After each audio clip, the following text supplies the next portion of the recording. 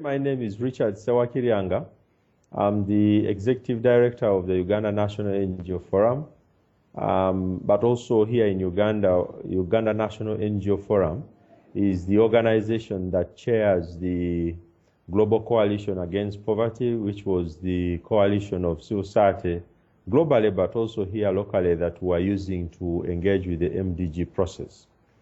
So in terms of where we are, I think as a country, first I would like to say that there were a number of useful things that, for example, Uganda found that the MDGs gave us. First and foremost, I think, is the whole idea that the MDGs were very good at bringing the focus on some areas of real concern to Ugandans across the board. If you think about all the MDG goals, from education to water to maternal health and to the others, I think that the fact that they were there and there were global commitments was very useful, and it gave us quite a bit of ability to be able to make the argument about where we should be going as a country. I think also the MDGs were very helpful in helping to make all of us be part of a global process where we could mobilize what I want to call international consensus about things that were of concern to Ugandans here in the country, but also in other parts of the globe. So for people to know that what they were going through was not only something that was affecting Ugandans, I think was also something very helpful. I think the other thing that one can say is that the MDG process also locally was a very helpful process in helping to give voice, especially to groups and people who, in a sense, were marginalized in some ways. At least if you think about MDGs that focus on women and maternal health and some of these other critical concerns, I think there was quite a bit of benefit from that. From the government-owned perspective, I think there are a number of benefits that the MDG process brought to the country, and the statistics that the government puts out seem to show some progress. The biggest one, which is always quoted by many government reports, is the fact that the MDG process did give rise to a very huge number of children going into school, at least being enrolled. The figure, it came from about 2.7 to up to 8 million children. Now, while that is interesting, we also know that one of the things that we have seen from our own civil society assessments is the fact that there hasn't been as much learning going on in schools as we would have liked to see. The last assessment that we did under an initiative which we call WEZO, where we assessed learning competences of children between the ages of 6 and 16, we're finding that actually up to 8 out of 10 children in primary 3 could not do P2 work. So that means that you had 80% of the children that were in the 3rd grade, and they're supposed to be and they're supposed to know what goes on in the 2nd grade, and they don't have all the competencies. We've raised this with our government, and for us, we think that the next big thing should be focusing on learning, and that's where we put a lot of support on that. On maternal health, we are still doing very badly, with up to 16 mothers dying every day, and that is something that has been a concern to many Ugandans, but also a concern across the board, which we think that government should decisively deal with. The issue of also completion rates for children, I think we, in a 7-year period, we find that nearly 1 million kids are not able to finish school. That is to say that if 1.5 million children start school in Uganda every year, but only about 500,000 sit for the primary leaving examinations. And we think that those are all things that should be concerning us as a country and which we should be also very interested in. We have also other issues around environmental sustainability. I think there hasn't been enough work that has been done in that area.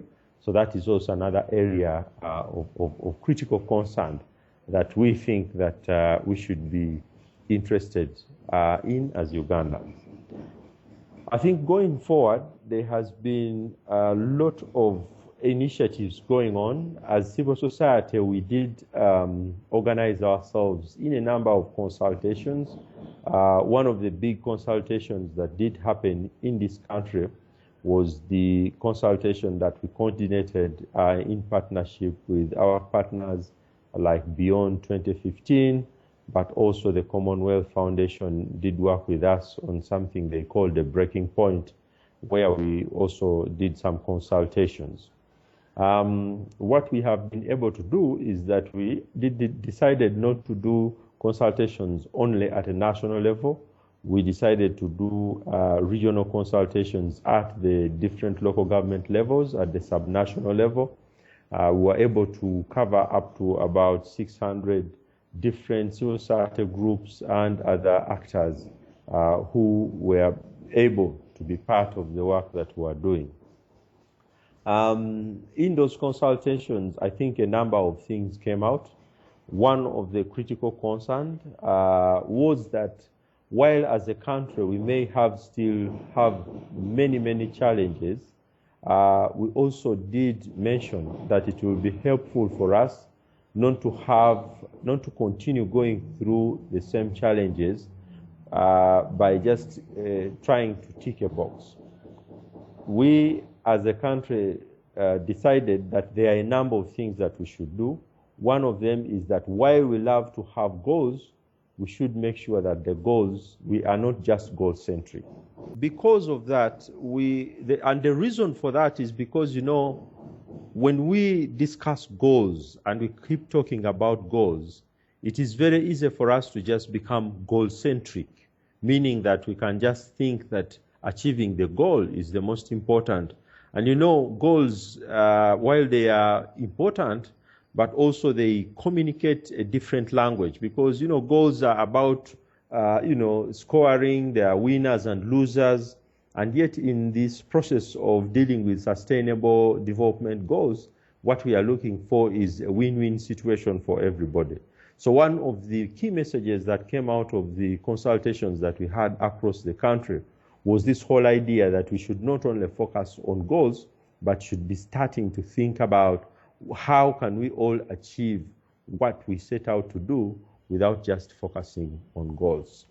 The other important issue that came out is that while we are interested in making sure that every MDG, that we keep MDGs as a critical, sustainable development concern across the globe, it's also true that some of the issues and areas that are covered under the MDGs are actually things that are supposed to be done constitutionally by governments. So indeed, if you have a government that is supposed to provide water, to provide health, to provide education, to make sure that mothers do not die, the point is, why should that government be told that it has to do that? Because in its mandate as a government, it has the obligation to meet those commitments. So some of the participants we talked to, we are saying, well, shouldn't our government also be held accountable for the things they have to do because they are a government? So again, that is an area which we did talk about, and many people thought, yes, going forward, the MDGs, the Sustainable Development Goals that could be developed post-2015 should also emphasize the point that governments must deliver their constitutional obligations and MDGs should just be an add-on. The other key point that, a key message that also came out was that the MDG, post-MDG process should not just quickly be about coming up with bigger and more goals. Because when we consulted, many people kept saying, well, should we talk about new goals or should we talk about accelerating and making sure that we achieve each and every goal that we have on the books? And so because of that, we also had that discussion where people are saying, I think this should not be about new goals, but this post-MDG should be about accelerating the achievement of the current goals so that indeed each of the current goals are achieved instead of coming up only with new goals. There was also another important point that came out, that actually the MDGs are still very relevant, but it is important that we address more of the issues, that we add a few other issues. While we had a discussion around not adding many other goals, people said there are a number of foundational issues that we should be adding to the discussion, the post-2015 discussion. The first one was the inequality that was very, very dominant, that is very, very apparent in our country. While the statistics of government show that, for example, we have achieved the MDG on poverty eradication by cutting our poverty by 25%, but that is for income poverty. If you look at the statistics of inequality, if you look at the Gini coefficient, that has been rising significantly. And many of our colleagues were saying this inequality is something that needs to be addressed because the rich are getting richer much, much more faster than the poor people. Another thing that was also, and that relates to this whole discussion of leaving no one behind, and the campaign and what the report to the Secretary General by the high-level panel was saying. But still people are saying, well, what does leaving no one behind mean? Does that mean that the world is going to go back and pick up the person who is behind and bring them forward? Does it mean walking at the pace of those who are behind? What does it mean? It needs to be thought through a bit more so that we know exactly what we are talking about when we say leaving no one behind. The issue of peace and conflict resolution came out quite a lot, especially in the northern part of Uganda, that while Uganda we can say that we have had some progress around peace building, but it's also clear that Uganda is still faced with significant vulnerabilities. If you look at our neighbors, the Democratic Republic of Congo still has a very porous and a very volatile border. The war in Sudan is very worrying to us because it's a war that is right next to us as a country. And so some of these issues were being brought out to say that the issue of conflict resolution and peace is supposed to become something that is central to the MDGs and the need to achieve MDGs. Other fundamental points were the issue around corruption.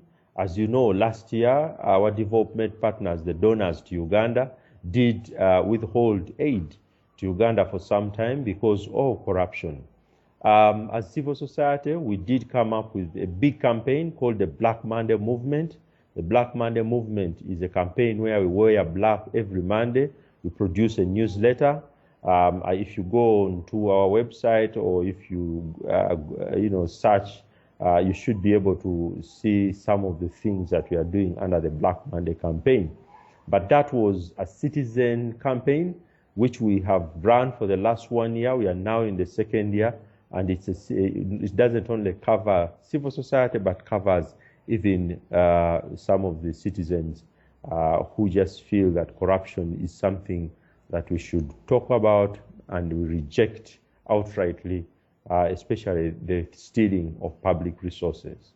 Now, that is something that many people talked about as something that we must deal with decisively, because we kept the participants that we talked about to in our consultations are saying if there is no discussion and a resolution by the government on ending this whole corruption, then if all our efforts may not achieve a lot. There was also this whole question that many of them talked about, and that was the question of expanding what we call the domestic resources for the country.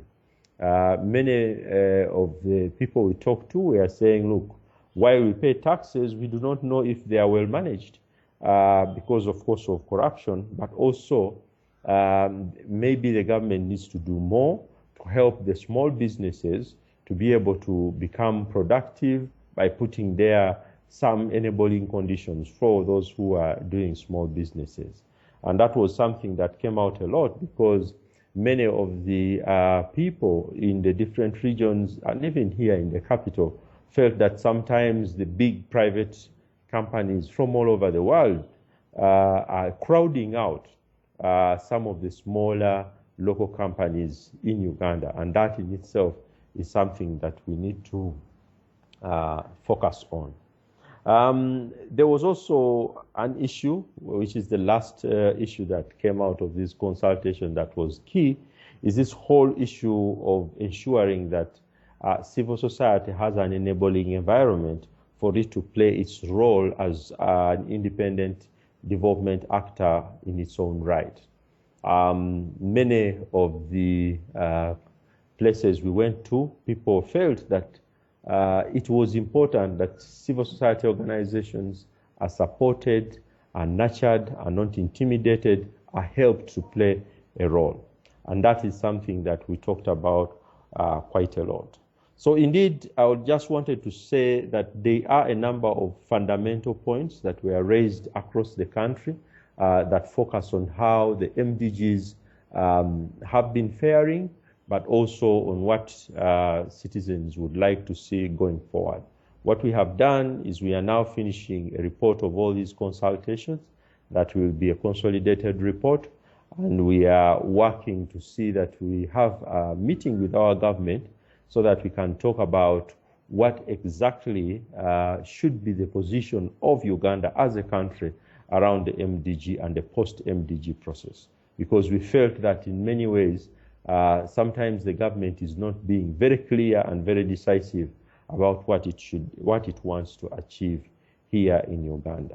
So those are some of the issues that I think I want to point out around the work that we have been doing as the Uganda National NGO Forum, where we have been working with many other colleagues in civil society to promote the MDG agenda. I would like to say that as a platform organization, most of the time our role has been a convening role where we convene many others so that they can be able to have this collective voice. I thank you for listening.